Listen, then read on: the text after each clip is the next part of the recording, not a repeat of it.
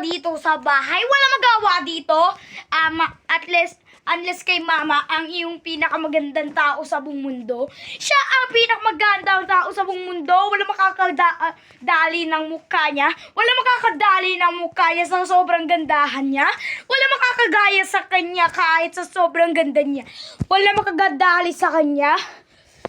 Okay lang kahit 17 subscribers.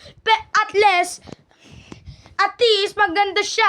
At least dati, pinapagkain niya kami. Wala kaming ginagawa.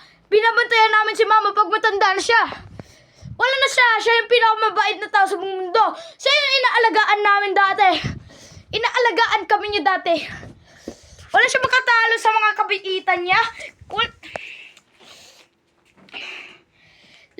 Lagi na lang. Lahi anghel si mama. Lahi anghel yung nanay na to. Ganto kaganda to. Kamukha niya na yung mga angel. Wala na siyang magagawa. Kahit kagandahan niya, wala makakagaya sa kagandahan niya. Ganyan pa siya. Kahit yung crush ko, hindi mapapay yung inyong mukha. Ang pangit nyo. Mas maganda pa yung nanay ko kaysa sa mga nanay nyo. Peace.